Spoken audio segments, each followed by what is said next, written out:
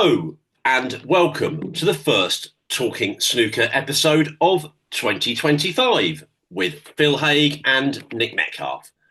Once again, talking about the game we all love. We are happy New Year, everyone. Hope you all had a great festive period. Sure you did. And we're back to talk a lot more about snooker for 2025. We are, and my main New Year's resolution, Phil, is to watch more snooker. Who said it has to be worthy? I didn't get that memo. You can do what you want with resolutions. Genuinely great to see you, sir. And we are not alone, are we? We have a terrific guest with us for this first episode of the new year. And of course, the Masters is coming up. So we'll very much be starting to talk about that in this episode. And it will be in the company of someone who has become a very familiar part of snooker coverage on television. In fact, today's guest has become a well-known face on television, full stop, from being a presenter on Blue Peter to hosting coverage of the Olympic Games. And he is currently Eurosport's frontline snooker presenter, hosting live coverage of the sport's biggest tournaments, which will include the forthcoming Masters. We are delighted to say that Radzi Chinyanganya joins us on Talking Snooker. Radzi, it's great to see you. Happy New Year. How are you? Happy New Year, lads. And by the way, Nick, you nailed my surname. It's not an easy one to say when you have one take, and that was spot on. Chinyanganya. I'd rather have Smith.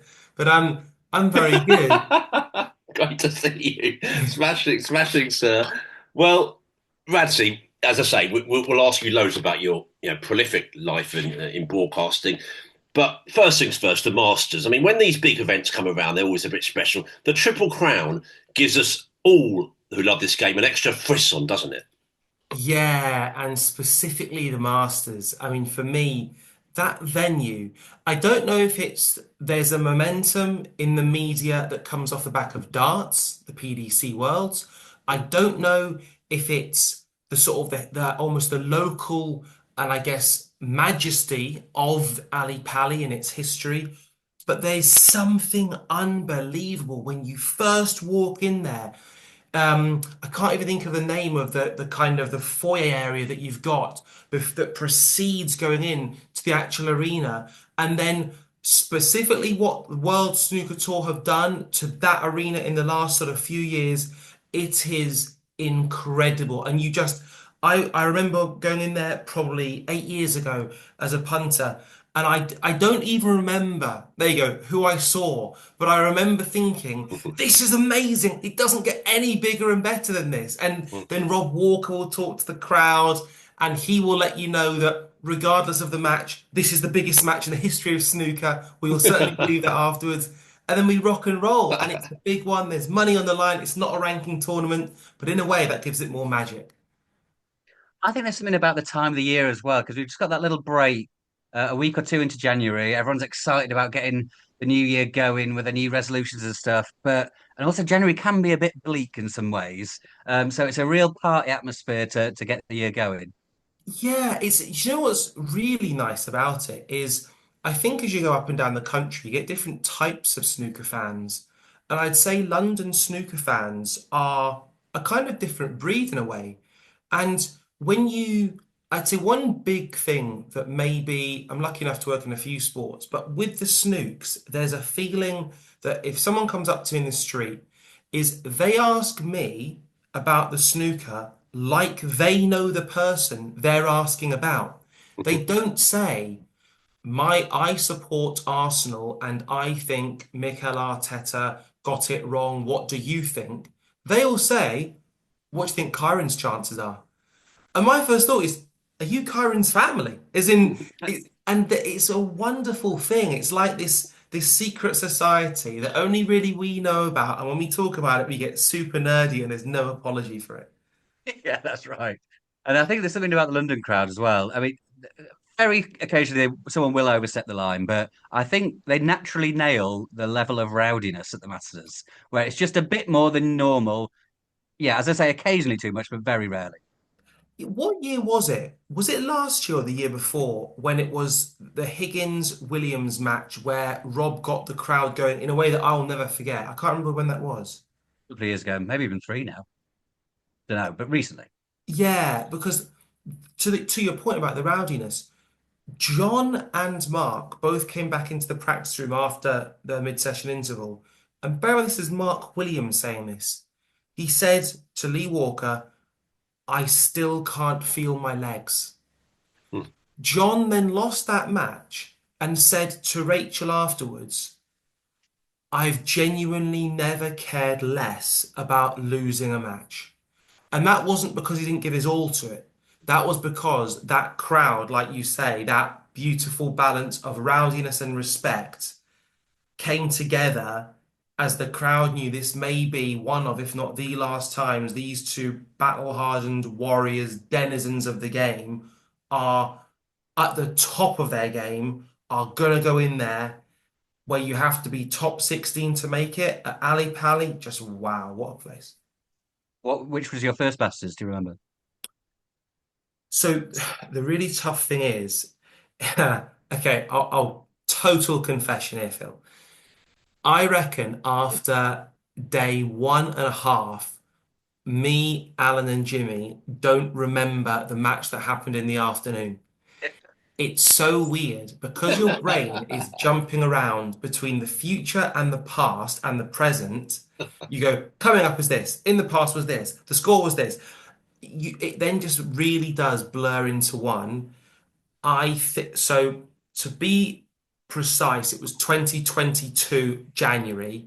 I don't remember anything that happened, and as soon as I see it, just a frame or half a frame, a moment, I'll go, ah, yes, and then it'll all come back to me. That's fair enough.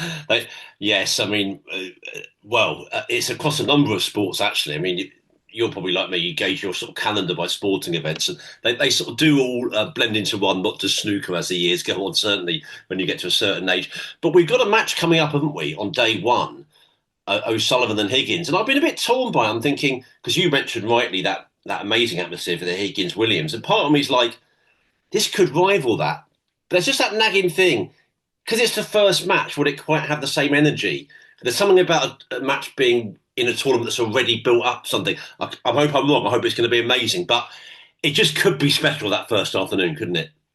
The reason I think it will be special, we can never decide if it's going to be a classic or not, but the fact that we know that match is guaranteed.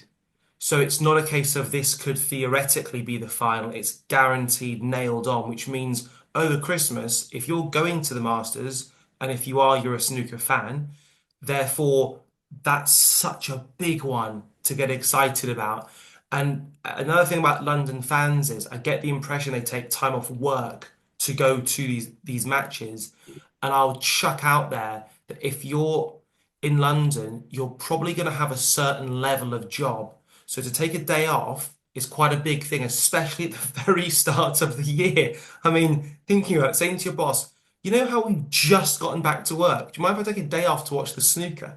Um, and so I will say that it will be huge. And I'm going to chuck out the name of a man I mentioned earlier, and it's Rob Walker. I really feel that he is one of the most underrated broadcasters in TV, but B, one of the most underrated elements of snooker. Because if I'm sure many of the listeners have been to a match before, and if it's a Triple Crown, then Rob will speak to you beforehand. But he's doing player intros. The player intros are never the same. They will be slightly tweaked for each match. He will have context in those matches. He'll be doing player interviews afterwards. Sometimes does work for the BBC as well. But when he walks out and starts speaking to the crowd, that's such a rare skill. And his passion just shines through. And so I'll put it out there. I think if for no other reason other than Rob Walker is the guy introducing them, and he'll be aware of that match and he'll be thinking about that match, it will be special. Well, indeed, and we know that the modern way as well. I couldn't date it how many years, but not that many years. Rob will come out and do the interview straight away, won't he? In the arena, it won't just be Rob flash in the sort of corridor on the back. He'll do it out there, so that gives the crowd that nice element to sort of get that instant reaction too, eh? Totally, mate. And I mean, I'll tell you a slight secret here. which I'm sure no one would mind me really telling. We want you to tell us loads of secrets today, not just one. Okay. When I say I'm sure they won't mind me telling them, what I actually mean is I don't really think they want me to tell them. But it's I will tell it regardless because we're amongst family, which is that so that came about because of COVID. So it was a better way to have the players contained rather than doing, if you like, a media run. Now, the specific part of it was that Rob was meant to do all the matches excluding the final. And Rob, I'm going to put out there, maybe the first time in certainly that I've known him in snooker, basically says, I'm not okay with that. I've got to do the final. And the reason being is that conceptually, what that would communicate to the viewing audience is Rob's great, but when it comes to the really big boys, the really big occasions, we have to get somebody else in. And that somebody else would have been Hazel, who I regard, by the way, as top 2 all-time sports broadcasters ever. Just to put that out there. Who's the other one? Claire Balding. Okay. Yeah, those two, very, very different. But yeah, I've been privileged to work alongside those two, and over the years, and I can't tell you what that means. It's like working with Terry Wogan. It's just to me, it would be the equivalent of as let's say a Wu Yizza getting to practice on the table next to Ronnie O'Sullivan. I really do put it up there, and you will feed off that via osmosis. You're not going to be leaving early. You're not going to be arriving late. Even if you arrive before Ronnie, it doesn't matter because I even want him to know that I arrive early, and that will make me a better player. But yeah, and so Rob said, no, I've got to do the final. And again, it feels like the tone, and another element of it has been the crowd. So now it feels like the third man in that interview is the crowd, and it's not just a case of, well, it's been wonderful to play in front of this fantastic audience. It actually feels like they're with you. And I think the element that it's added is certain players in the past few months have kind of been criticised for slow play. I don't think that's going to happen at the Ali Pali because I think the crowd are going to let them know. And I think players by their nature are show-offs. And that's a good thing. And not quite like the shootout, but where the crowd really do let the players know. This is a sort of no. We have a certain bar of level that we expect here. And if you don't do that, if you don't play how we want you to play, we're gonna make our feelings known, but hopefully in a respectful way. But I think that's a brilliant thing. That it is, and you've spoken so brilliantly there about the Masters, and we can't wait for it. And we'll talk, of course, a lot more about it on this podcast. But I want to ask a bit more specifically about you. I'm not insult you by asking if you love sport growing up. Of course you did. But which sports did you particularly like, and which grabbed your passions early on? Super early on would have been athletics, and specifically sprinting. It would have been anything with sort of combat in. So grew up in the era of Mike Tyson in his prime.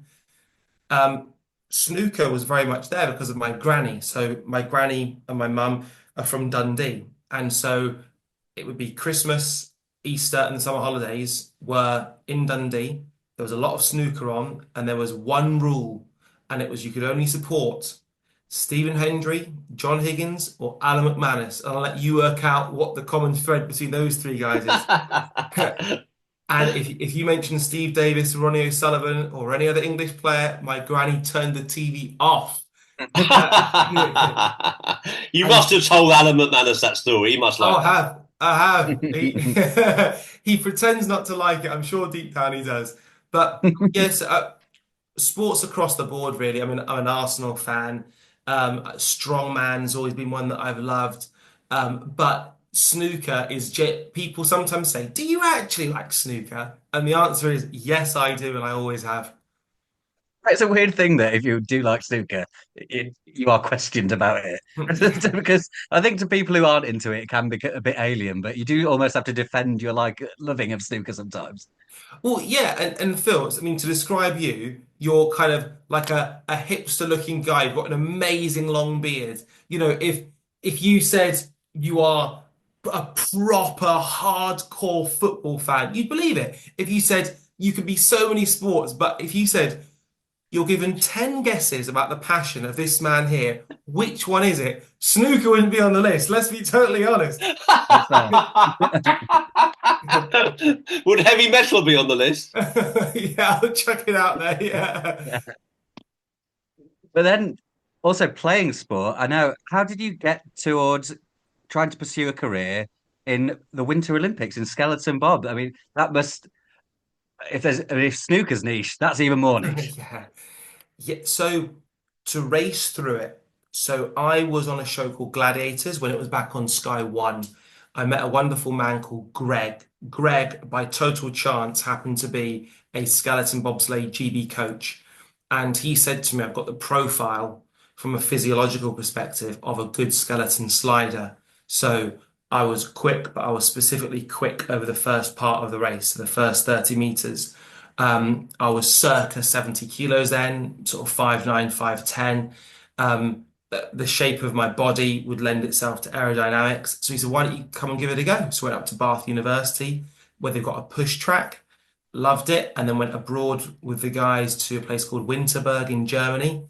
And it is the most adrenalized experience you could ever have. You'll be frothing with fear.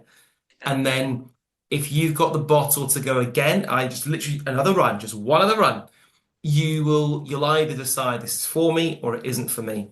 And that began my foray into attempting to make the Winter Olympics 2014. And if you saw the Winter Olympics 2014, I wasn't there, Phil. So let myself down. But that actual journey was actually what then got me a show on CBBC, which is then what got me Blue Peter, which is really when my actual TV journey properly began. I love these sort of circuitous routes to things, and that is about as circuitous as you can get.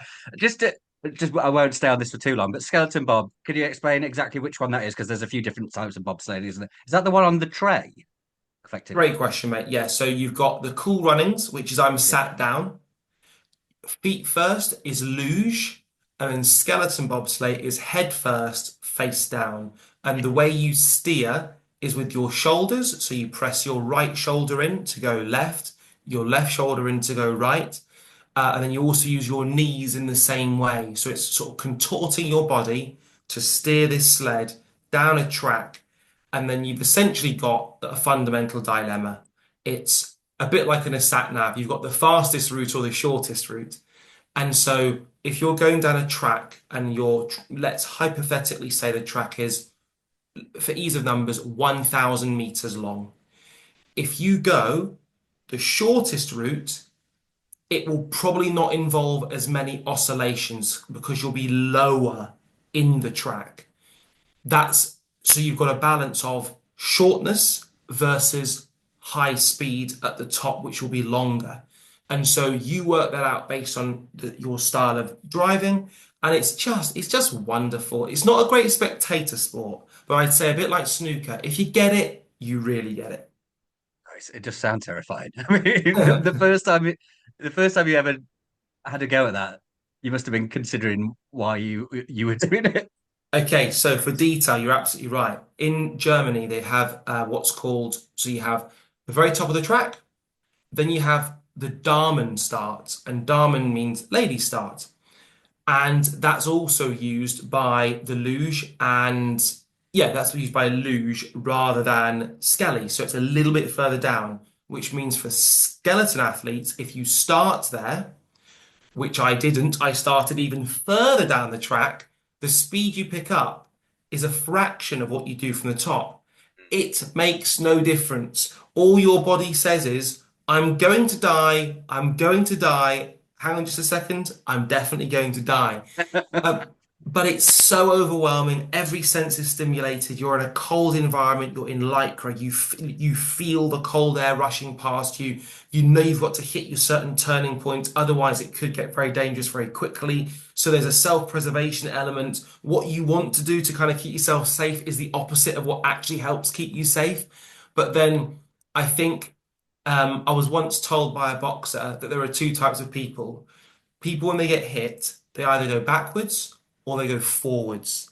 And he said it's the people who go forwards are the ones who make natural boxers. And I think with skeleton, it's a similar thing. You either want to go again and sort of resolve those questions that you have of, hang on, that corner 14, and you plan the whole race. If you have 14 corners, you know all the turns, you know where you need to be in the track. You've done a track walk, you know that track to within every inch of it. And that's where the speed comes from, and that's where the marginal gain comes from. And a little bit like with the snooks, where a commentator might say, always finish the wrong side of the blue there. Well, if you're the layman watching that in the pub, you think it's just one and the same. It doesn't matter. And then when you're Ronnie O'Sullivan, you go in and out of balk and all seems fine. But it's such micro factors between success and failure. That makes a lot of sense. I mean, Britain isn't traditionally known for enormous success in the Winter Olympics, but the stuff we do get, those guys tend to be stars. So I had to remember myself. I thought we've definitely done okay. I met Lizzie Arnold, also Amy Williams here. Did you get to know those guys, and how much did they kind of inspire you? I started with Lizzie Arnold, and she, for context, is a 2 times Winter Olympic champion in skeleton bobsleigh. And before her was in 2010 Amy Williams. Big shout out to Don Parsons and Laura Dees as well, who also got medals fairly recently. But it started with a lady called Alex Coomer, Oh, I and remember she was that. actually part-time in the army. So 2002 she began, and really the whole process for the UK began by Bath having a push track. And if you ever watch the Winter Olympics with snowboarding, you'll hear guys have now in this country learnt to ride in snow domes, and they call those guys fridge kids. And it's really lovely that you've now got a legacy where my mate Tim Walwood, who's an ex-pro snowboarder, he remembers when Tamworth Snowdome was opened. He's from the Tamworth area, but he was 15. Whereas these kids are starting at 4, 5, 6 in a snowdome. They can train and practice and have fun 7 days a week if they want. And so it's lovely when one facility actually spawns success. And I don't always think success has to be how many Olympians, how many medals. It can just be how many passionate people are now involved in the sport.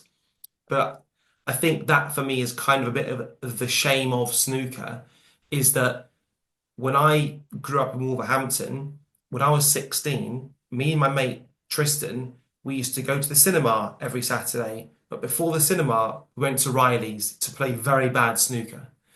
And we met up recently, and I said to him, should we go to Riley's again? He said, yeah. Well, it was closed. And we Googled on our phone, we looked up snooker clubs. At this particular point, we didn't have a car. We didn't have access to a car where we were meeting. And I said, oh no, the nearest one's about 15 miles away. And I thought that was a real shame, because in Wolves there were lots of options of where you could go, and these were not, glamorous locations by any stretch, and some only had 4 tables, but they had tables. And that is something that I really hope, certainly in China with the kind of proliferation of 8 ball, from what I understand, there's something like 2 million clubs or something like this in China. Maybe I've got that number totally, I've understated it. But I'd love there to be access to snooker, because if there aren't access, you don't do. And I think you can only, Don King once said, if your mind can't conceive it, your body can't achieve it.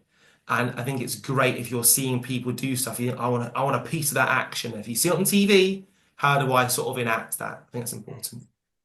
Yeah, and it's a good reminder that you're predominantly here for snooker because, of course, you've done so much. But it's great to, while you've moved us onto that, that is a big factor, isn't it? I mean, Phil and I will play in London occasionally and different places, and we'll say the places that are there are doing very well. They're full, but there just aren't the numbers of clubs, and we cannot. Even London, where I am, I mean, I just don't. There would have been 7, 8, 9 times the number of clubs there are now. It's a real shame, and it is a real problem for the future here in the UK, isn't it? Yeah, I mean, I think part of the solution, if it was up to me, I would just play snooker on a 9 ball table. That for me is how I kick it off. Simply because when you're a kid, I mean, I remember Stephen Hendry famously saying, how do you know, Hazel asked, how do you know when you're beginning to get good at snooker? And he said, because you stop asking your mate to put the one on. And me and Tristan at the time burst out laughing, because we took great pride in saying, Tristan, put the one on, mate, put the one on, because the break was not going to get much more than single ball.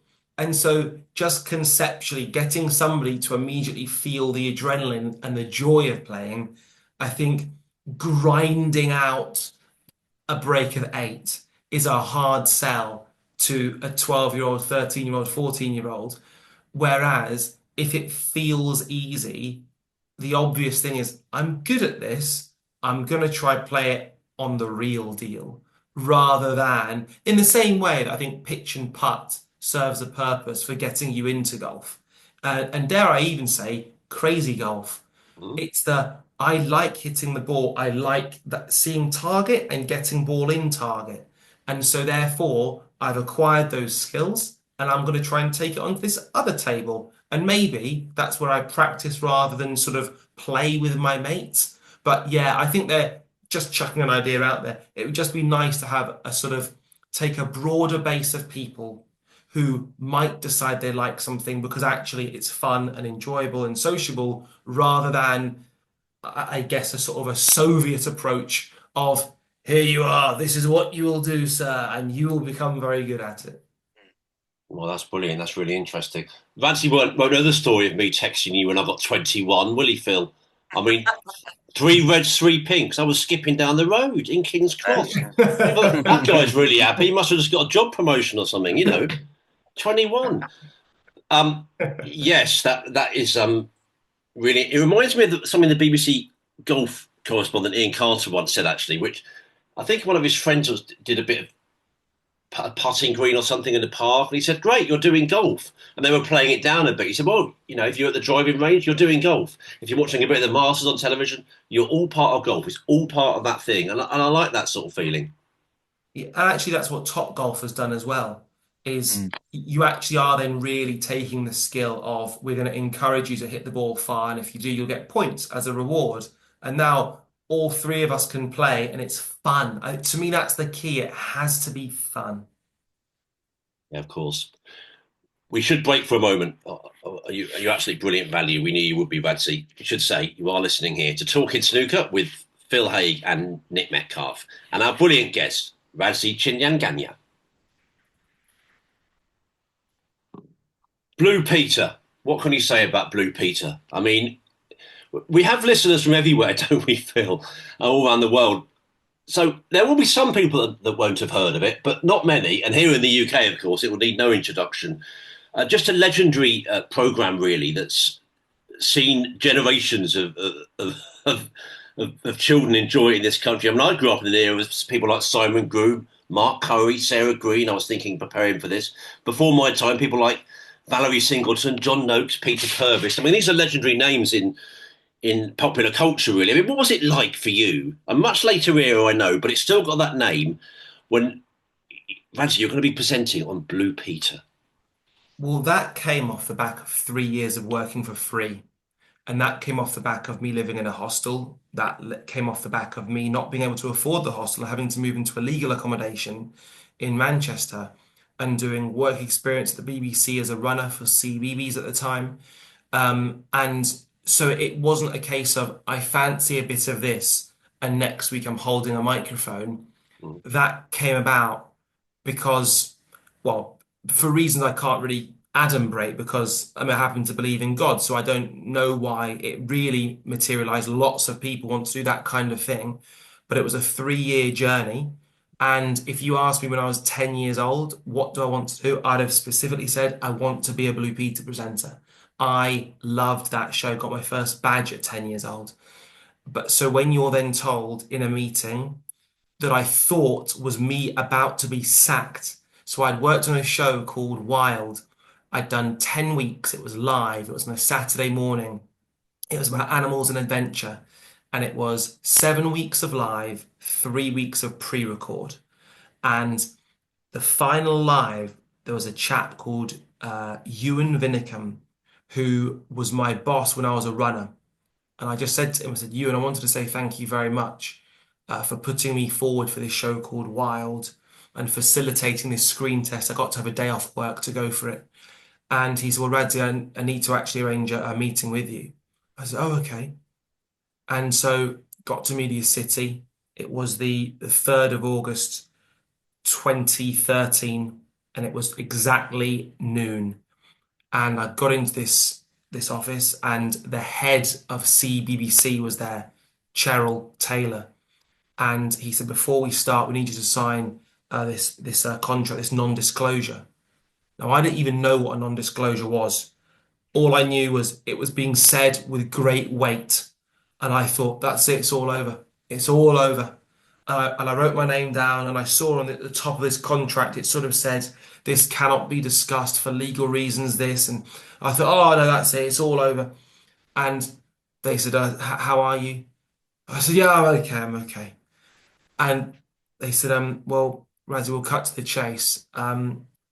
We saw how you behaved during your time in Wild. And just while this is happening, I'm having this Rolodex of, but what could I have done wrong?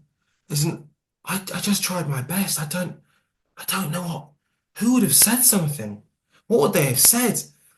And then she said, we would like to ask if you'd like to be the 37th Blue Peter presenter. And in that moment, I mean, genuinely, hopefully when I pass away in many, many years from now, I don't know if you have those flashes of memories. If you do, that will be one of them, because that was a true out of body experience where after 3 years, to say you begin to doubt yourself would be an understatement. You think it's over. And the only reason I was continuing this foray into presenting was because it had now been over 2 years since I graduated, so I could no longer get a grad job. And friends of mine who'd meet up with me would say, you're not still trying to do the TV thing, are you? And you feel like such an incredible loser in life.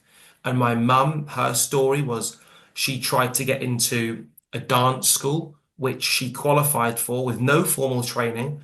And she turned up, got on a coach, went down to London. It was the Laban School of Movement. She gets asked, Barbara, what piece have you rehearsed? She didn't know any of that. So she said, what do you mean rehearsed? So what piece have you got for us? And she said, I'll just play anything and I'll dance to it. That's what she did. And they said, we thought you were wonderful. We'd like to offer you a place. Well, she came from working class Dundee, but thankfully the country, the UK, offered a full scholarship, a full grant. She then found out that the Scottish government didn't offer it, only the English government did. So she then wasn't able to go. And that story permeated our family. It was close but no cigar. And so to then have this final, oh my goodness, I've actually made it. They've actually offered me the dream job. I cannot believe it. I was crying, and all I heard between Ewan and Cheryl was, 1st of October, you'll begin. Media City, Manchester. I did not. Oh my goodness. It was so incredible. And so when I talk about Blue Peter, as wonderful as it was, just to get inside the door, people like me, and by that I mean single parent families, Wolverhampton, they don't go on TV. And you say as a 10-year-old, I want to be a Blue Peter presenter, people don't take you seriously. They'll humour you, but they don't take you seriously. And so to then be there it's just the most surreal, amazing honour of my life. And every day, the Snooks, it's never lost on me. I might be so exhausted I don't know my own name, but as I walk up the hill to Ali Pali, I always think my granny wouldn't believe this. You know, as I walk into the Crucible Theatre, I went there as a punter, but to walk in there and think, wow, I work on this, and the players might even know my name, it will never be lost on me. It's a privilege. And to have any kind of scintilla of contribution to whether it's a legacy show like Blue Peter that's had, I've climbed the world's tallest man-made climbing wall, I've jumped out of a plane solo skydiving with the RAF Falcons, or whether it is walking into the York Barbican for the final Man, it is the biggest privilege, and I genuinely can't believe, literally, not figuratively, I can't believe that I get to do it. And I don't want to go too deep into this, but you mentioned which will chime with a lot of people who are in the media as well, the struggle to get in through the door at all, and the work for free you mentioned, and yours sounds like an extreme example, living in hostels and illegally, you said. Where a lot of people have to go through similar things, but they're bleak times, aren't they? And when you're young, you sort of have this dream and push through it, but it doesn't make it it doesn't make it easy, even with that dream. Were there some specific low points that where you thought, I don't know if I could do this? Yeah, you know what? Because you've asked that specific question, I'll give you a very specific answer. And it was actually a prayer. So I happen to be a Christian, and I basically to race through the story of this particular setup is that they'd done a competition called Blue Peter You Decide, which meant by the end of this procedure, one person will be given the job of being a Blue Peter presenter. And I thought, superb, I'm going to go for that. Now, I was doing an internship at CBeebies at this point. So I'm being paid, thankfully, but I'm being paid, I think it was £42 a day, which didn't cover my accommodation, my train, my food, or anything. And I was skint anyway. So I had no money in the bank. And I applied for this competition. And while I was doing this internship, there was a wonderful lady had asked me, she said, we've actually not got enough runners to cover us for the financial year. They've still got some doyles left, some days off in lieu. Would you be willing to work an extra 8 days? I said, yeah, I'll do that. And so I did that. And what I didn't realize was that there was a deadline for people working for the BBC that therefore couldn't apply for the presenter competition you decide. And by taking that extension of 8 days, it moved me 3 days into the no-go land for people working for the BBC. So I then couldn't apply for this competition. And I remember saying my final prayer to God. Off the back of that, I said, God, I don't know what this is. I just don't know what to say anymore. This is my final prayer, over and out. And the next week, I got asked to screen test for this brand new show called Wild that were looking for somebody with an extreme sports background, which Skeleton put me in the mix for. Went for that, got that, did 10 weeks of live, as I've said, and then off the back of that, then got asked to be a Blue Peter presenter. And the reason I say all that is I was broken. I wasn't low, I was broken. And it's a thing that what people don't get about media is whether you're behind the camera, in front of the camera, behind the mic, in front of a mic, is unless you have the bank of mum and dad, it's rubbish. And unless you get lucky, it's really rubbish. And hopefully it's a story that might resonate with any industry because to try and cross the Rubicon, it's not guaranteed. That's the other thing. If you say it's a 4-year journey and you're guaranteed to do it, fine. If you said, Radzi, if you run 10:01 in the 100, that's it, you're in. But it's not that. It's subjective. It's right place, right time. It's right person. It's does your face fit. It's are you male enough, female enough, black enough, white enough, tall enough, short enough, fat enough, thin enough, regional enough. It's all these things.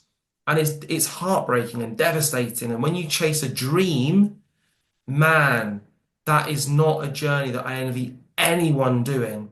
And the reality is, most people won't make it. But for me, I decided I can't deal with questions I don't have answers to. I'd rather have a no. Radzi, you gave it everything. You turned over every stone. But it was a no. I can deal with that. I can't deal with what if. And so that hopefully that isn't too boring an anecdote, but the reason being is just Wasn't that. boring. Yeah, well, thank you. And it's just that I think in 2025, as we're now in, I think the narrative is believe in yourself, you can do it, manifest things. Yeah, that's fine. If you can teach you how to manifest overnight, perfect, sweet as nut, I'm all here for that. But that wasn't my journey. And my journey was one of being skint, doubting myself, asking myself why I'm doing this. And as my mates are going off on holiday and doing fun things, going out, I couldn't afford anything. And that's humbling. And so some people do get lucky, and some people have got Russian oligarchs as fathers. I didn't have that. So my journey was a little bit different, Phil. And so I'm not sure if it's a similar thing with yourself, mate. Well, not to probably not to those extremes, but to an extent, I sort of did a lot of free work, work numbers at numerous jobs at the same time, and you have to sort of. I think it does help, which I think you might resonate with this. When you get to somewhere where you want to be, it helps keep things in perspective and helps keep the stress down, I think, because I always think I got into this line of work because I really wanted to, not for the money, just or anything like that, because it's something you really wanted to do. So if the stress levels are ever rising, you think, I chose this. I went through all that sort of bit of being skint, working really hard to get to here. So just appreciate it and enjoy it for what it is, because this is what you wanted. So I think that probably does help in the long run. Do you know what we also say is it's a fairly controversial topic, is sort of what I might just loosely call diversity hires. So me working in snooker is not a diverse sport. So a lot of people might look at that if they've never seen me present before and they'll go, who's this geezer? This is political correctness gone mad. This is wokeism. This is all this thing. And so once I started, what I still to this very day take phenomenally seriously is if you see me, you might not like me, you might think I love myself, you might think I'm not funny or whatever, but you can't say that I'm incompetent because I take phenomenally seriously the privilege of being given this role. And that is in no small part down to the fact that my dad, who is passed away now, but he's a sub-Saharan African immigrant. He's from Zimbabwe. People growing up in a subsistence farm, tiny place in Chihuahua, Zimbabwe, don't work on the BBC. You might having a laugh. He wouldn't have believed it. Me meeting the royal family, his boy meeting the royal family. Unbelievable. So I take so seriously the role that I've been given, and if I am ever a diversity hire, that will be what gets me in the door. It won't ever be what keeps me in the door. And so I've never wanted to be a black presenter. I want to be an excellent presenter who is black. And behind me here, I'm not sure if it says it backwards, it says pursuit of excellence. That for me is what this is. If you're going to do anything, be excellent at it. And when I work with Alan McManus, that man is flipping excellent at what he does. He is just a phenomenal pundit. And I think part of it is he sat next to Jimmy White, one of the most naturally gifted players of all time. He sometimes sat next to Ronnie O'Sullivan. When we worked at the BBC, he was sat next to Ken or JP or Dennis Taylor or Hendry Davis, who've all won world titles, some multiple. And I think he felt I need to bring something else to the table. And so I feel sort of a slight kinship with Al, where we are always trying our best. And maybe that isn't good enough, but there's no lack of endeavor from either of us. And so to your point, Phil, I think it makes you less stressed, if you like, because you feel grateful and there's gratitude, but also simultaneously, you are aware of how hard you tried to get here, Yeah. and thus now I'm here, I want to do this role justice. Oh yeah, for sure. Yeah. Oh yeah, it's a complete balance of the two. And yeah, because I think there's a feeling when you especially when I suppose you work in a sport where, which I'm the same here, but where you've got no sort of, you're not steeped in snooker like players are, or just people who've grown up in clubs even. Um, you sort of need to you feel like you need to do your best to make sure you belong there. And snooker's a very welcome. I'm sure you will have found the same. Snooker's a very welcoming sport to people. But yeah, there's definitely a feeling of, I don't have this deep history in it, so I need to work hard to, pull my weight in whatever I'm doing. I think specifically snooker fans are actually really welcoming. And I think that there is a bit of a caveat and a bit of a clause to that contract. The clause is we have to feel that you care. And hopefully people feel that I care, and I do. And so, yeah, and even the access you get to the players is actually, it's like no other sport. Our studio for the Masters will probably be in it will either be in the practice room or it will be where there's a sort of corporate hospitality section, maybe both. But to see the players walk in and practice, I actually love that more than watching matches to a point because it's so personal and you see tiny nuance. Some players are really jovial, but when it's the match, they don't speak to any. Judd Trump, actually. Judd Trump's a really interesting guy where when I first met him, he'd have a chat to lots of people. Now he doesn't. That's him and his brother and his business. And no one begrudges that. No one thinks, oh, that's rude. That's Judd Trump. He's come to practice. Mark Williams, on the other hand, you'd think he was down at Riley's Wolverhampton in 2005, and a totally different guy. Ronnie O'Sullivan, watching him practice. I mean, I don't know if anyone practices harder stuff than Ronnie. And watching Ronnie practice, I think, oh man, this doesn't get much cooler than this. And yeah, and even I remember one time Dennis Taylor was getting ready for the seniors, and I had some time off, and I was just taking the balls out for him, and he said, "What are you doing?" I said, "I'm taking the balls out for you, Dennis." And he said, "Ah, you don't want to do that, do you?" And I said, "Yeah." He said, "Why?" And I said, "Because you're Dennis Taylor." And he said, "I suppose I am."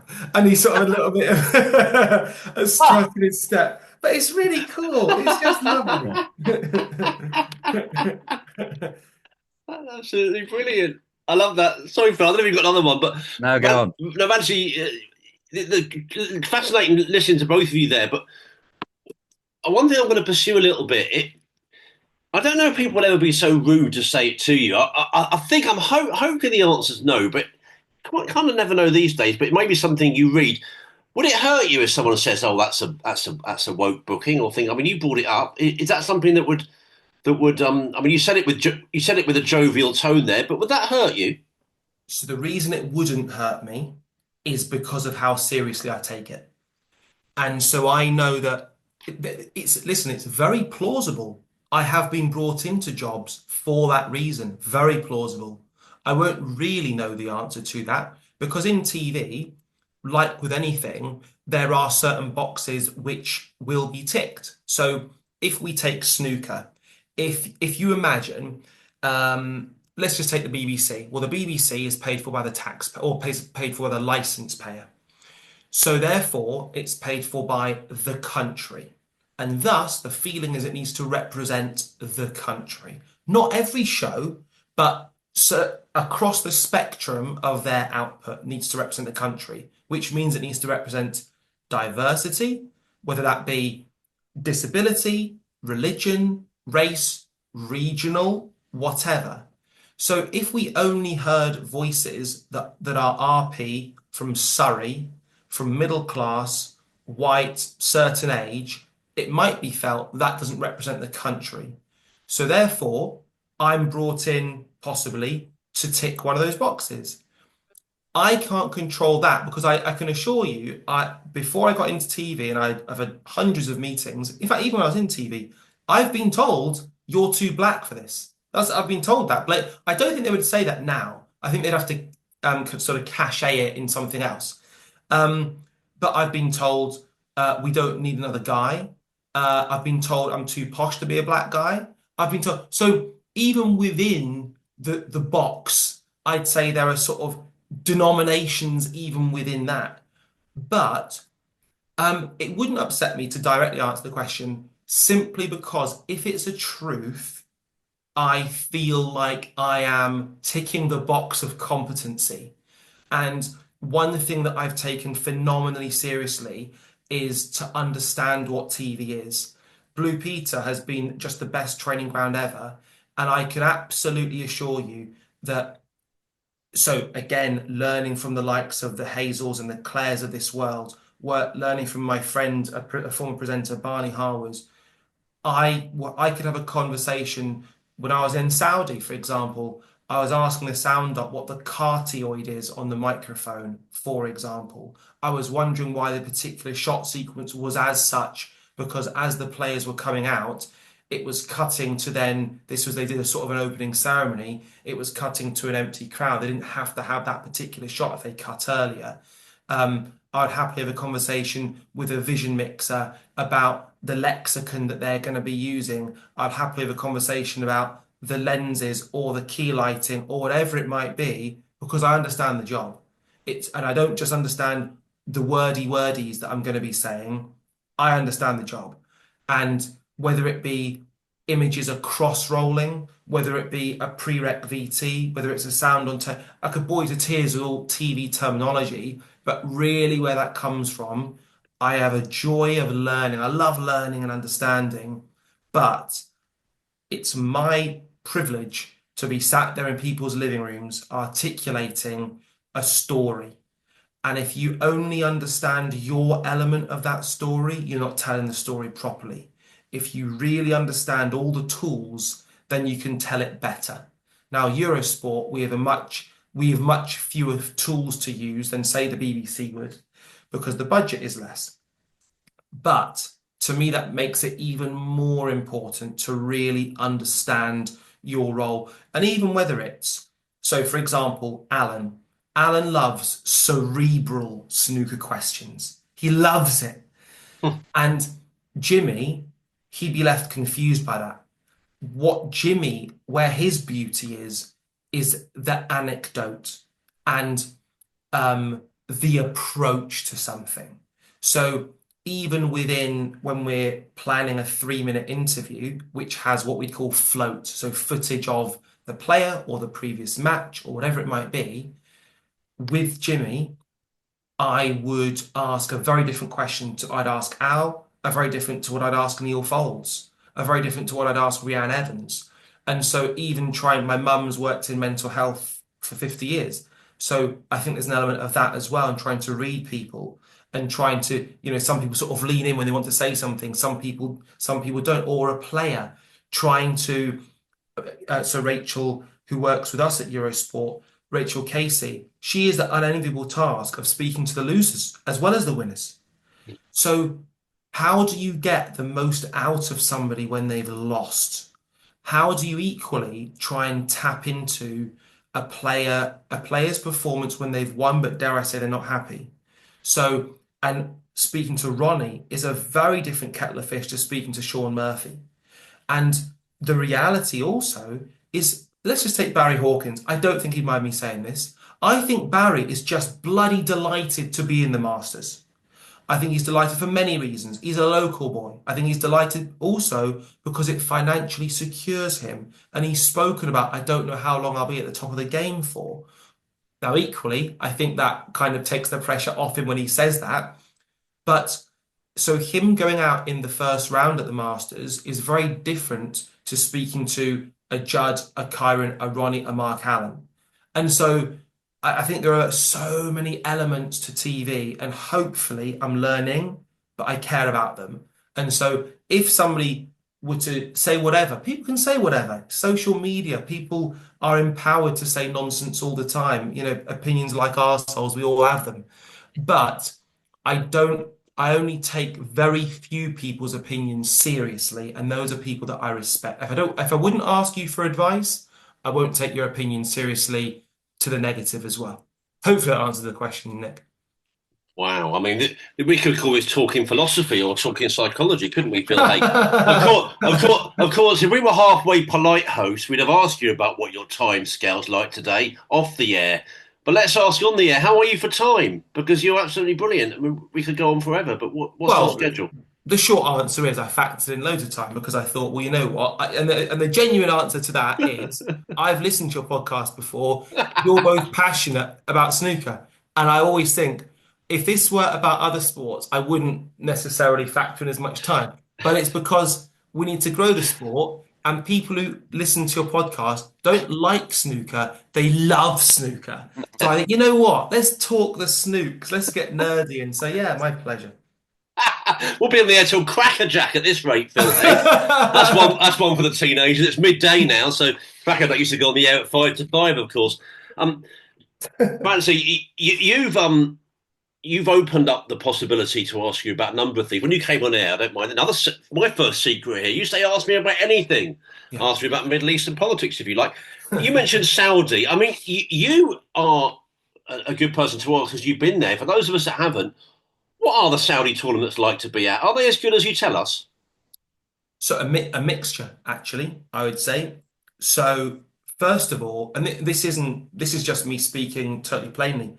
The ambition in Saudi is like virtually nothing I've ever seen before. And the guys there that I've interacted with, whether that be through what's called Seller or the PIF, what's really cool is they all really care. And they don't care because they love snooker. They care because they care about their job. And they have a passion also for conveying Saudi Arabia in a certain way. And it's so to break the two tournaments down, the Saudi Arabia Snooker Masters, it was a building, a structure that was thrown up in 3 weeks. And when you walked in there, the only way you describe it is wow. With regards to the last one I did, the Riyadh Season Snooker Championship, that was in a permanent building in the what's called the Global Theatre, and so it was two very different feelings. What was great was to see there is now a crowd in the last one in December, and not just a crowd, a really good crowd. I was really surprised. Now. You wouldn't have seen this quite literally because there was a power cut. So the power cut took place, and so inside the arena, it started off with flicking lights, and then they pulled the players off the table, and then there was a total venue power cut. And I thought to myself, if I'm sat in the crowd and I'm only here by virtue of the fact that I thought this might be something novel, this might cue me to leave. So I actually went out there and I spoke to the crowd in darkness and I shouted and I said, this is a very strange thing for me to do. I do apologize for speaking to you like this. And at this point as well, Zhang Anda was on the potential 167. And I just articulated a thought of mine, which is that the guys are trying to make this work as well as they can. They're trying to resolve this as quickly as they can. It will be resolved. It's just a question of when. If Zhang comes back onto the table, the good news from my end is his adrenalized system will be at an all-time low. So I actually think he's got a chance of getting this. But if he does, history is going to be made in so many ways because he's going to have returned to the table and all of it. But he didn't get it. Spoiler alert. And I would say there was lots of learnings for the Saudis, and I would also say they want to learn. So, for example, there's a guy called Sultan who was out for the most recent one, and that's his name, by the way. And I said to him, I said, "Oh, Sultan, Emily Fraser's texted me to say a really nice thing about you. She says, I'm going to read it out here. She says, you're one of the best operators she knows." And he said, "Oh, really?" He said, oh, that's very nice. He said, "Well, the next time you see me, we're going to make it even better." And I thought that's very telling. First of all, he didn't take the compliment, point one. Point two, the next time you see us, it's about a team. And the third point is ambition. He wants to make it better. And it isn't going to happen overnight. My guess is they want it to be better. And they genuinely listen. And so it's, again, part of the reason why I've actually enjoyed working on them is because I care about snooker. And I would hate for it to be done by a broadcaster that was just there purely because it's a job. Snooker deserves better than that. And so I really do care. And so I would say it's heading in the right direction. Is it there yet? No. But I would also say that the venue, I mean, let's take where the English Open is. unbelievable, just not even close to the standard of what snooker should be at, as far as I'm concerned. It's a damp venue. It's a venue that's cold, and it's below par. Bottom line, it's not where snooker should be. And for me, the reason for that is I think in 2025, you don't have that many opportunities to communicate to somebody, this is something that you should take an interest in. You don't have many opportunities to window shop. So, and you don't know when that shopping experience will take place. So if I bring a girlfriend of mine to come and watch the English Open, she'll say to her friends, "Oh yeah, it's just Radzi's thing. Yeah, it's a bit rubbish, to be honest with you." Equally, if I took her to, and I don't have one for what it's worth, but if I took her to Ali Pali, she would go, "Oh my goodness, he always bangs on about it. It was brilliant." Even if she didn't quite understand what was, if I took an ex-girlfriend of mine to the Crucible, she loved it. Why? Because it's a brilliant spectacle. You feel the history, the tension, the every element of it, the oohs, the ahs, the all of that, the theatre. She wouldn't have felt that going to Brentwood at all. She'd have felt the opposite. And so I actually think that Saudi, in 3 years' time, I think and hope that a lot of the fears that, say, the snooker connoisseurs have will be waylaid, actually. What fears will be waylaid, would you say? I suppose we'll put it simply that if you hit, let's change it from Saudi and just put it in, I don't know, St. Lucia. So there's a brand new snooker tournament in St. Lucia. It's the place to be. Well, we'll be the judge of that. Thank you very much. And I personally, as a viewer, don't care how much money players earn doing it. That doesn't change the actual spectacle for me, unless you add the golden ball. Now, the golden ball for me, I thought it metamorphosized and totally transmogrified the entire experience because there was so much money on it. People are willing, to quote Jimmy White, to do the frame in, to go for the 167. And so as a result, it actually changed the type of play that you've got. If they say, the players, "We love it because we're getting paid loads," well, I don't care as a viewer unless you make me care more by adding a format and a feature that adds to that. Why did Who Wants to Be a Millionaire work? Because it was pure Jeopardy. TV runs off Jeopardy, sport runs off Jeopardy. But it's right, this guy, by now going for this, he's locked in. He has a 1 in 4 chance of getting it right and a 3 in 4 chance of losing basically everything. Oh my goodness. Bleeding. Cut to close up on face, a BCU shot, heartbeat, do do do do do do do do do, tension. You've gone for this. Is that your final answer? A chance to reverse out the audience. No, no, he's got it wrong. Or equally, I don't know. What do you think? Talkability. We're now having a conversation amongst ourselves. Bang, he's locked in. He can't go out of this. We're now going to find out. Shot. We're going to find out after the break. No, even more that stuff, that's pure jeopardized theatre. It's wonderful. And so that's what the golden ball does. It not quite to that produced effect, but it adds an element. To me, it was a supplementary thing and didn't detract. Money is just a strange additional conversation unless you add something to it. If it was called Who Wants to Be a Thousandaire, it wouldn't have worked. The money was where the jeopardy came from. So now I think with the Riyadh Season Snooker Championship, it does add to it. But to directly answer your question about the fears are, for me, that the world goes out there. I don't want to see that.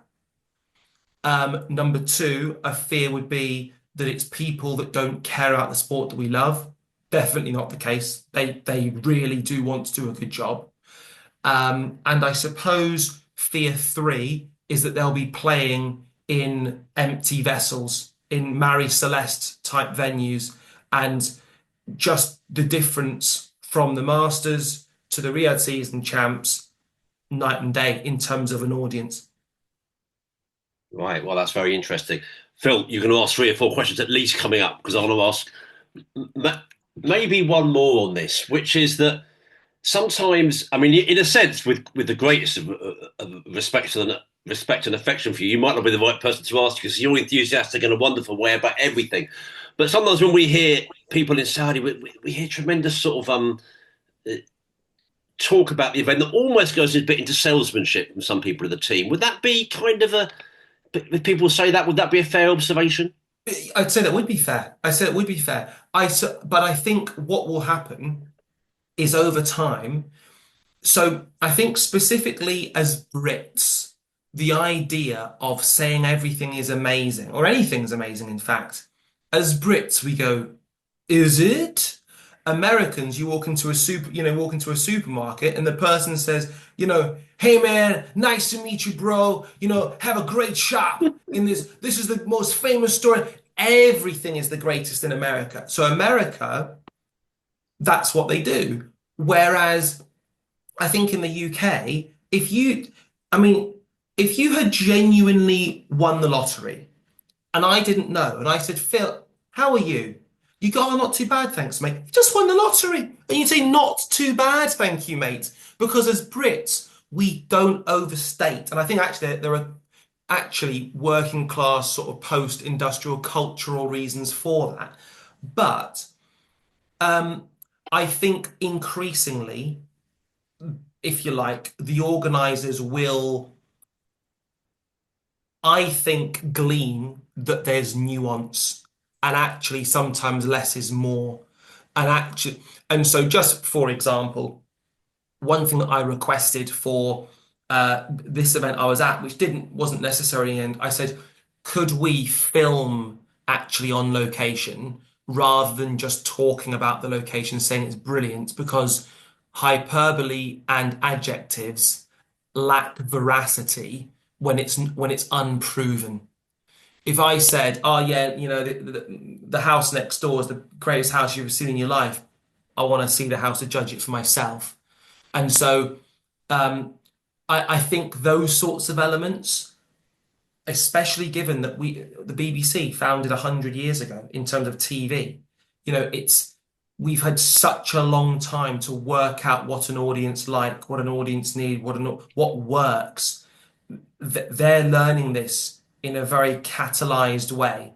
So and so they're not there yet, but I don't think they think they're there yet. But even just the final point would be, if you ever watch the boxing, so Tyson Fury, Francis Ngannou, if you watch that first broadcast and then compared it to Fury Usyk 2, I mean, I'll go as far as to say the promo VT is the best ever sports promo VT I've ever seen, period.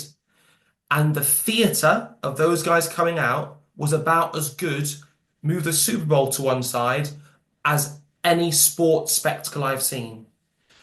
To go from we've never shown boxing ever to those two statements, to me, shows where Saudi's headed. And in fact, the point I will end on, I think the Saudi effect of snooker in 5 years' time will actually precipitate a lot of really positive things for the snooker calendar, because I think the idea of the players walking out to 8 people clapping won't be acceptable in the UK anymore, at the English Open anymore, because you can't have that much disparity between an amazing event and, let's say, being quote unquote genuinely excited about an event that feels like a damp squib. So I think hopefully the opposite of a race to the bottom, my hope is that the Saudi effect, the resource they're willing to put in, the ambition that they've got, will actually in the midterm have a really positive effect.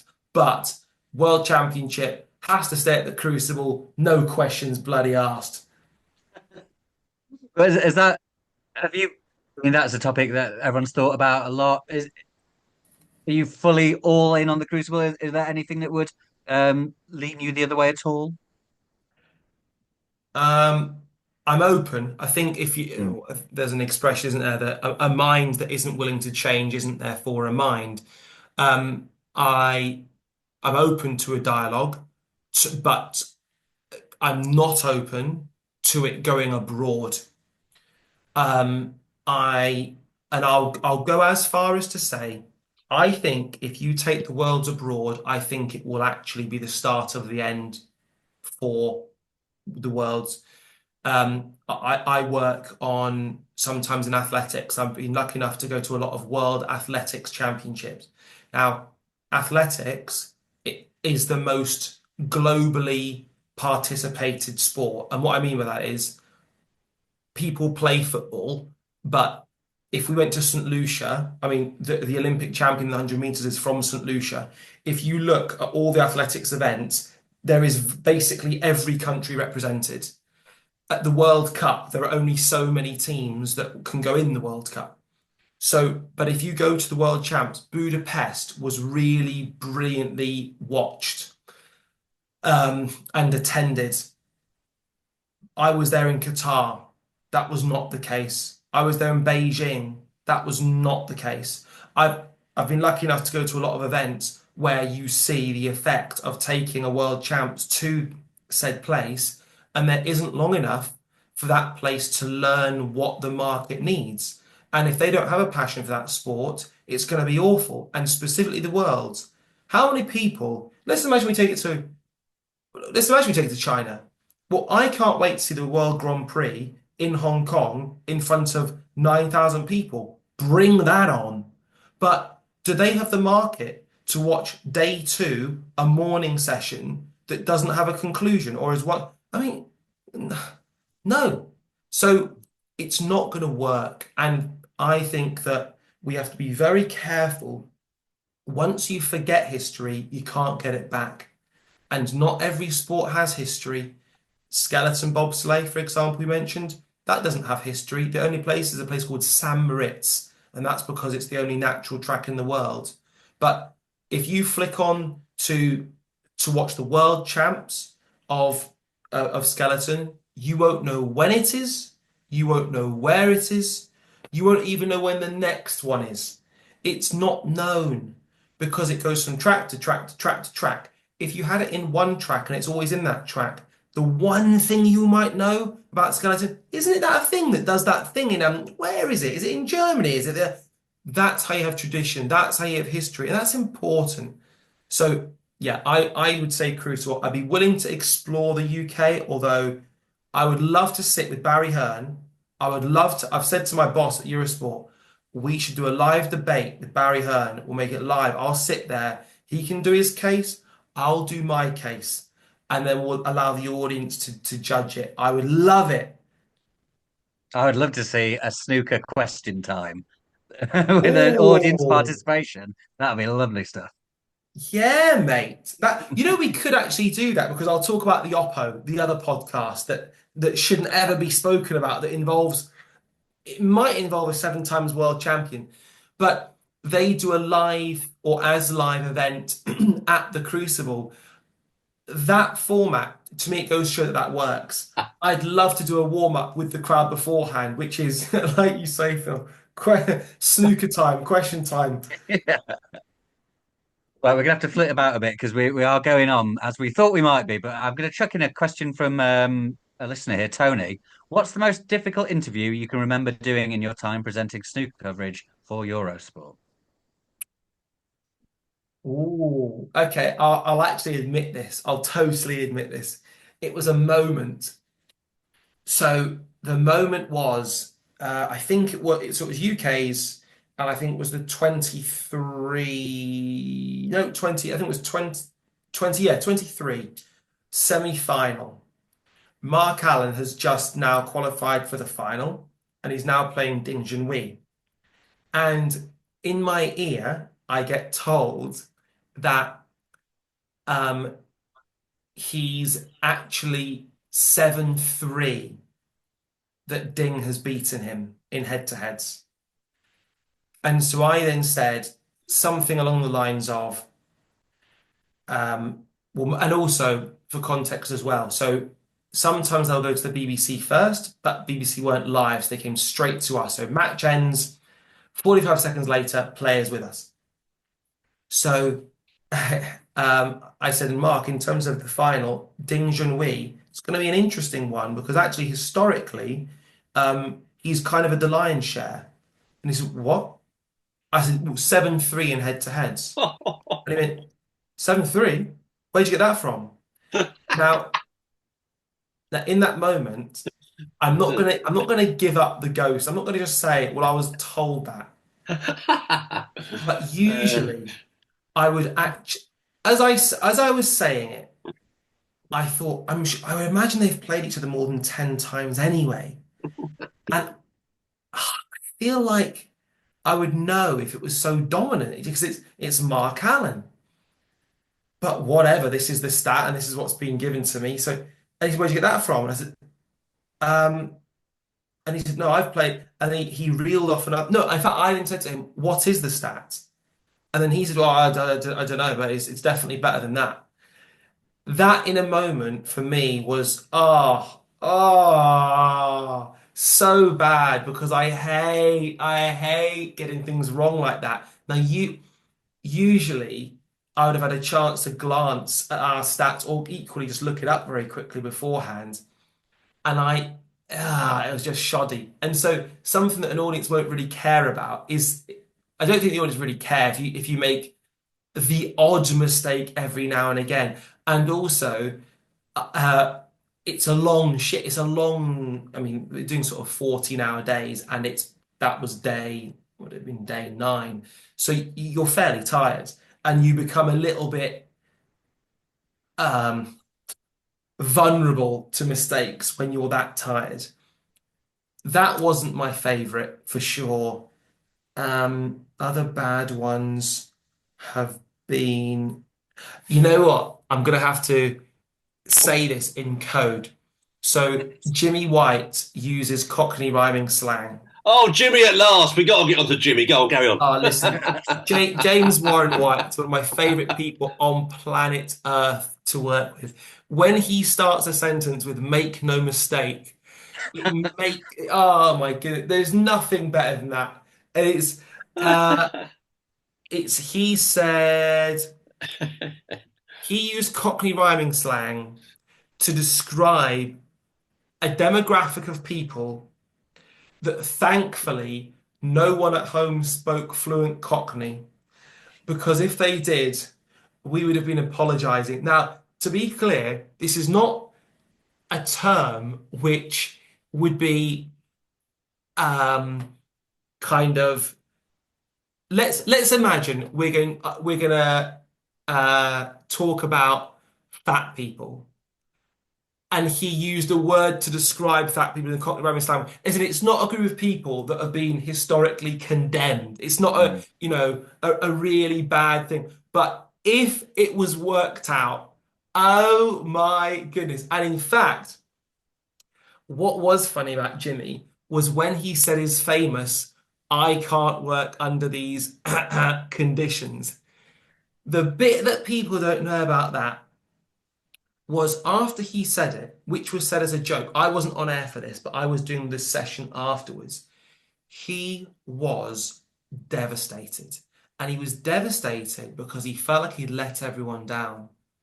And that, I think, Jimmy's one of my favorite humans. But the bit that people don't know about him, A, he's a gentleman, B, he's got time for everyone who comes up to him. But he's also just, he really cares, and he cares about the people around him. And when he said that, I mean, this is a guy who has stories about. I said to him one time, Jimmy, have you met Madonna? Because Madonna was on our monitor. Have you met Madonna? He went, no, mate, I ain't met Madonna. No. And then after about 30 seconds, he says, do you know what, mate? I've met Madonna, right? We went for a drink once. And then there's always a Jimmy Whiteism that involves a drink. It's amazing. But he cares. And he is, if Jimmy White called me and said, Rads, mate, I'm in Stranraer. Any chance of a lift? I would say, you know what, Jimmy? I'm going to get in a car and I'm going to drive to Stranraer, Scotland, which is 8 hours away, and I'm going to pick you up because Jimmy White is Jimmy White. But so there was the post conditions gate, shall we say? That wasn't that wasn't great, but it wasn't great because I knew how much he cared. But yeah, it was probably the Mark Allen one, I think, unless something else pops into my. If it does pop in while we're still on, I'll chuck it out there. That's the one film. I'd say about that the conditions thing, because of the position Jimmy holds in Stoke and society. I didn't see or hear ever anyone saying, "Oh, that was a bit outrageous." Everyone took it well and was like, just found it funny because it's Jimmy. Do you know everyone took it well except the bosses? Right, Because, yes. and this is why. So it went to the very, very, very, very, very top, and that's because they thought he was being sincere. Right. So it wasn't actually the profanity as such as what they thought the viewer would conclude about about our time on Eurosport, which wasn't the case. And in fact, another little Jimmyism. So we have a thing called Discovery Plus, where you can basically watch every shot, every match, everything. There are timelines. You can do all these things, which Jimmy affectionately calls the shed. So if we're doing bits for Discovery Plus, you'll go, Jim, just a reminder, this is for the shed audience, because otherwise Jimmy will reference when we're on linear. Well, mate, as I was saying before, he hasn't said it before to the linear Right, yeah. audience. So I'll go, Jimmy, shed. Three, two, one. Well, here we are here with what I Yeah, Jimmy White. Well, he's an absolute one-off, I have to say, in so many ways. And my association with him hasn't been great, but every time it is, it's memorable, if you know what I mean. Because A hundred. when you're in the vicinity of Jimmy, things sort of happen. um, Phil, we're going to quickly have another break and then return for more with Radzi. We should say you are listening here to the Talking Snooker podcast with Phil Haigh and Nick Metcalf. Radzi, we knew you first in snooker terms, I think, through doing stuff for the BBC and actually during the pandemic. So that was kind of a bit of a funny time. I remember you particularly on that remarkable morning where things kept changing, if you remember that. So maybe talk about that, if that's okay. And then moving into Eurosport, what a team you have there. You love doing it, I know. So we've now known you, specifically in snooker for quite a few years. Yes. Now, when you say the morning that it moved about, which morning was that one? Sorry. What was it, the 2020 tournament? When when uh, when crowds were coming in and crowds were coming out. Ah, sorry. Yes. So, yeah, there was. Thank you. There was that infamous morning where I. So I spoke to Barry Hearn on air, and I'd said to him, "So Barry, amazing news. We've now heard that the crowds are coming back." And Barry, leave it to Bezza. Uncle Bezza always gets it sorted. I've got contacts, I've got this, I've got that. And don't you worry about it. The first sport that's having a crowd is the snooker. La la la la la la la la la la. End of interview. 15 minutes later. So Barry, we're now hearing that unfortunately there won't be any crowds at the snooker.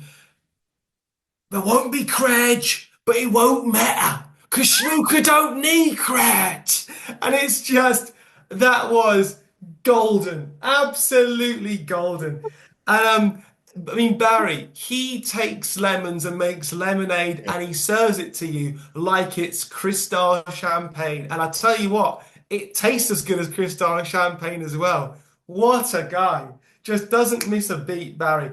So yeah, we had that. We had crowds in, crowds out, and then we had gradations of crowds where progressively they got more and more. We had Anthony Hamilton, who didn't compete in that first round because he was worried about the crowd. There were no crowds when you think back to that time, but it was so weird. But I'm also very grateful to that time because it was simply the fact that they couldn't have their entire studio at the Crucible was why I was there. That's why I had a job. So I was essentially the reporter.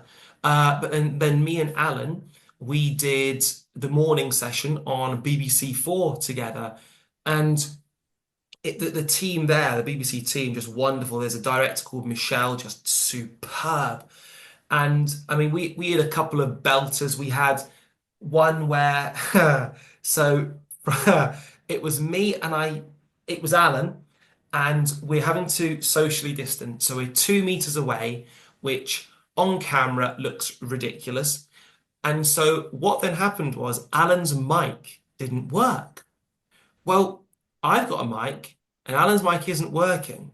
Well, the only thing I can do is go over to Alan and hold my mic at a distance, but still, we're going to have to share the mic. And then, such was the ridiculousness of the protocols that somebody who was working for IMG said to me, Radzi, I've got to say this to you from an administrative perspective. This is going to be ridiculous, but you broke the COVID rules. I said, okay. She said, you didn't maintain distancing. And I said, what did you want me to do? And she said, I know. It was either you didn't hear anything but socially distanced, or did what you did, the only thing you could have done. But I have to say to you, as my boss, as being in charge of COVID or whatever it was back then, you broke the rules and you can't break them again. And this is me giving you your official, unofficial warning. Oh, wow. But I don't want to have to do this. Hopefully, you're hearing in my voice. Maybe I'm saying it because I have to say it, but officially, and yeah, it was a ridiculous time. But again, I'm grateful and I learned so much and I really felt welcomed by the snooker community. And off the back of it, Jason Mohammed, who was anchoring, in fact, so JMO was anchoring for the Beeb only because Hazel couldn't get across from New Zealand because she was in New Zealand.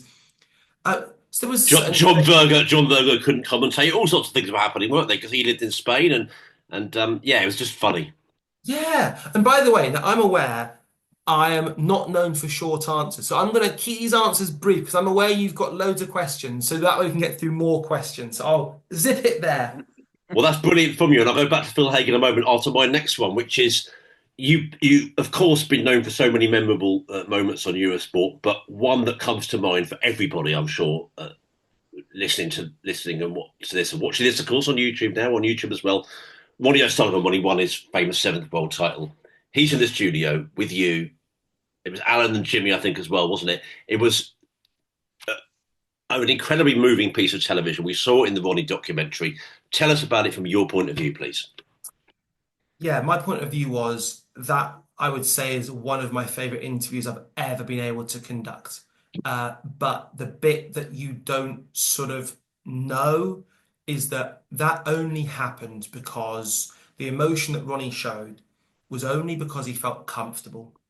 And he felt comfortable for a big reason, one big reason, and two small reasons.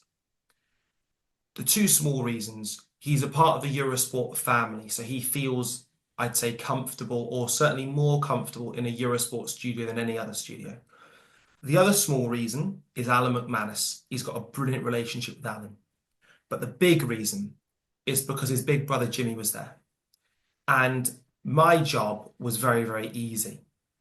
I knew where I wanted to go with it, but the gold was never about the what.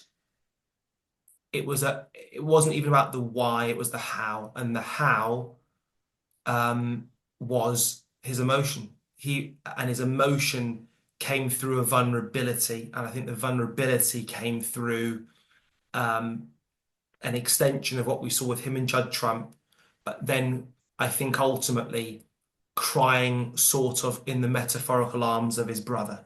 And we got to witness that, and that was my privilege just to be there, actually. Yeah, that was stunning stuff. Yeah, really unforgettable. Yeah, we're going to have to rush through a couple more. Sorry to keep changing tack a bit. You mentioned actually, we all know working in snooker, long old days. They are. They're just unavoidable. Mark's emailed in here saying, I'm always impressed by your mammoth Crucible presenting efforts.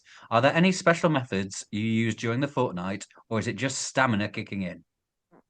Great question.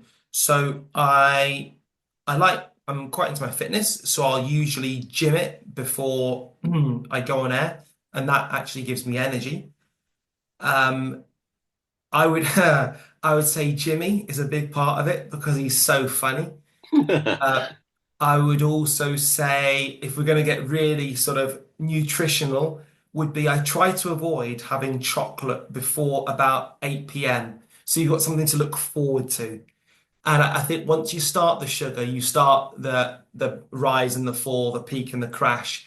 And so yeah, I try to eat as many natural things as I can. So it'd be fruit rather than sort of sugary things. And also, actually, the main thing is what I've got in my hand here, green tea. Green tea is my go-to on any job that I do. Lovely stuff. Great recommendations. I have to use them myself this year at the Crucible. Mhm. And again, flitting about here, Owen Harris, I also wanted to ask about this. Hi, guys. Can you ask Radzi if he has any interesting stories or memories from where he was a presenter on NXT UK, the British arm of WWE? I was a big fan of him on there, and I miss it as a brand. Thanks, Owen. Yeah, I was going to ask about the wrestling as well. Bit of fan since I was a kid. I wanted to know if you'd met the legendary Mr. William Regal. Have met William Regal. What a Super. great guy he is, by the way. Excellent human being and just such a I mean, you talk about passion. I don't think there's anyone who's more passionate about anything than William Regal in wrestling. But to quickly give an anecdote about Triple H. So Triple H, aka Paul Levesque, now C-suite within the WWE. For those who know, legendary wrestler, legendary wrestler. When it came to, there was, if you like, a pay-per-view event equivalent on NXT UK. And the expectation is all the matches will be better. And Triple H proceeds to gather all the guys around and tells this story. And the story was of, I'll have to Google it as I'm speaking. And in fact, I can't even think of this. I won't distract myself. I'll keep it super quick. But there was an American musician who was asked to go on first at this particular festival, and it's not the Jimi Hendrix story, and it's not the James Brown story. And who sung the song? A wah ba ba doo ba ba ba bamboo. It's Um, Was it let's have Little a look. Richard or something? No. maybe it's Little Richard this story's about. But in essence, he went on first and then proceeded to tear the house down, came off the stage, and the person that was following, he said, follow that, and then used a word that begins with F, it begins with M and has an F in, and he's representing the person's maternal inspirer. And he said, every match, when you come back through the curtain, I want you to say, metaphorically, follow that. And the way that guy would inspire performances, it honestly, listening to that story. So when Triple H speaks, he's got this kind of voice where he says, when you walk back through that curtain, I want you to say to the next guy going out, follow that. And he was just a leader of people like I've never seen. And it's because he's seen it, he's been it, he's done it, he's bought the t-shirt, and he's bought every t-shirt going. And so one of my favorite memories is Triple H talking to the guys. Superb. That's brilliant stuff. I mean, goodness, we got David Cochran. I think you kind of hinted towards this already. Can you play the game yourself? And if so, what's your highest break? I'm guessing it's not Mammoth. No, so two little stories. I'm awful at snooker, but I do have a dining table pool table, which came from Chris Henry. I was talking to him. I said they should make dining tables that are pool tables. He said they do. So I've got one of those in my kitchen. There isn't enough room to really swing the cue back properly. A bit like I feel like Neil Robertson at the Crucible. Not enough room, but it's I love it. So I actually play a bit of, if you like, English pool just for fun on my own. That I'd say I'm better at than snooker because it's such a frustrating game. All right, well, that's great. And goodness, there's so much to ask you about. We're going to wrap it up, but I want to just mention something that I've heard you talk about on other platforms, which is obviously an incredibly deep and incredible personal subject, and will mean an immense amount to all human beings. You have an understanding of death, I think it's fair to say, and an association with it, and you want to do your own thing. I'm sure you'll do it very well about trying to lessen the taboo surrounding it. Yeah, so my dad passed away in 2017, and basically, I learnt that we don't really know how to deal with this. So even as you asked that question, you very delicately asked the question because we don't know quite how to word, somebody passing away. And at what point do you stop asking? Do you stop asking? Should you ask in the first place?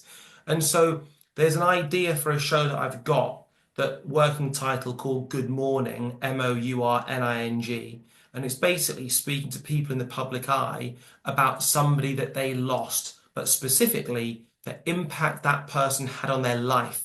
Because I think what happens is if you are, let's just imagine Ian Doyle to Stephen Hendry.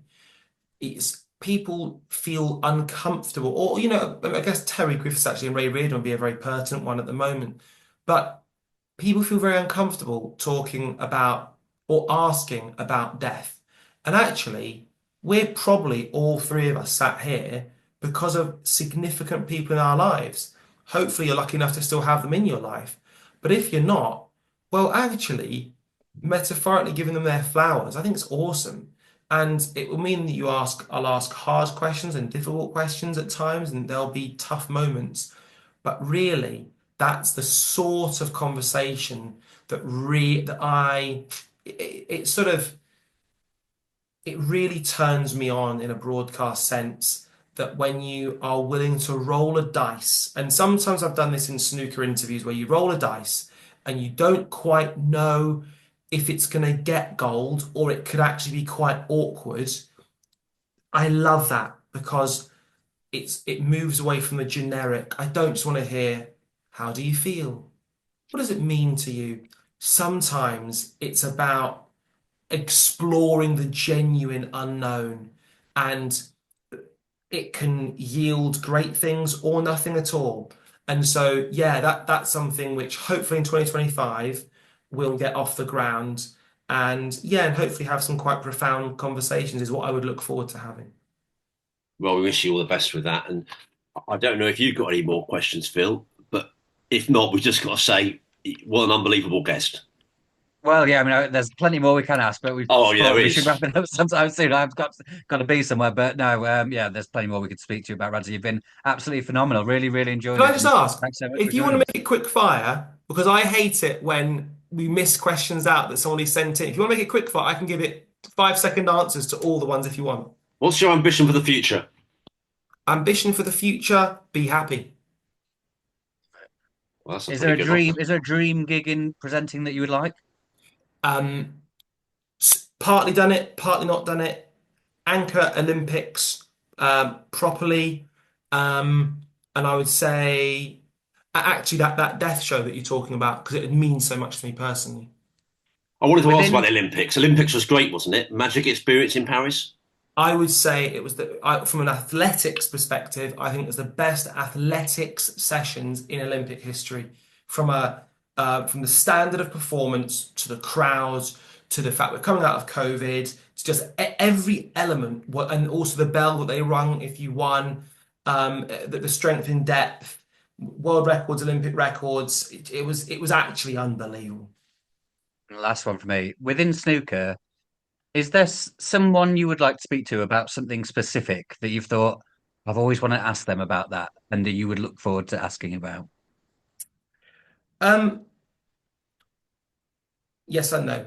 The the yeah the no is that I wish people at home could listen to our pundits speaking in the studio as a match is unfolding. Just they're saying, "No, mate, he's gonna take the bottom red, isn't he? To come round for the black. Why is he gonna play that?" I love that because it's not commentary. It's pub talk, but by legends, and it's priceless.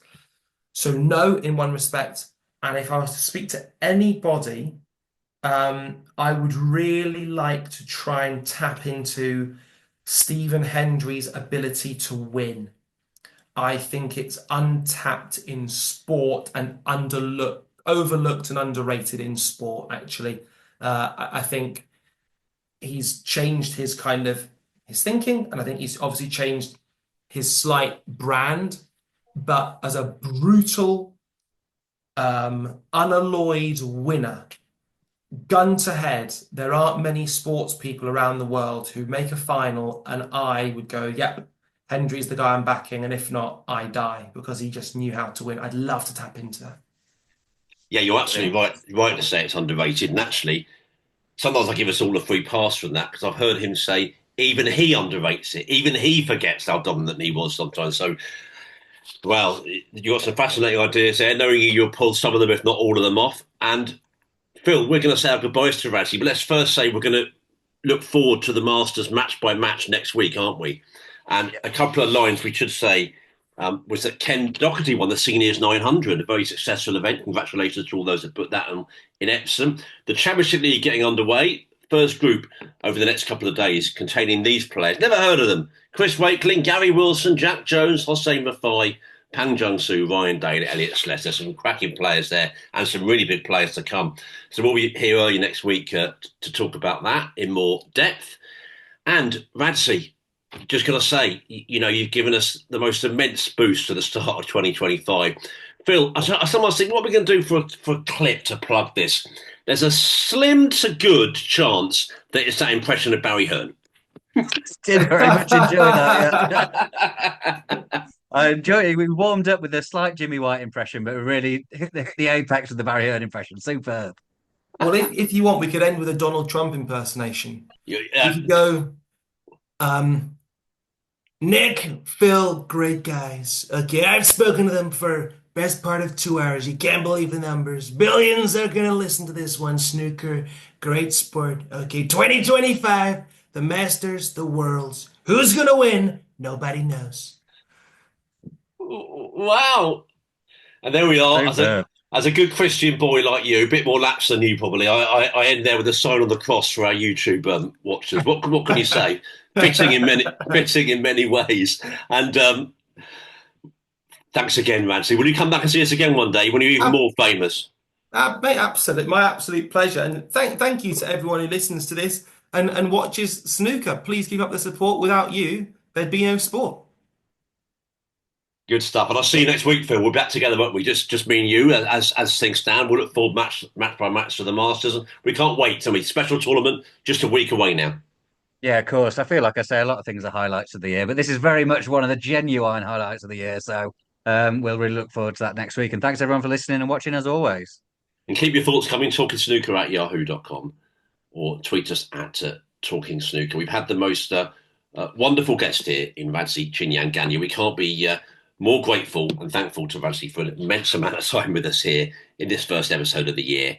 And we'll say we look forward to your company next week as we approach the Masters. And for now, from Radzi, Phil, and myself, Nick Metcalf, cheerio.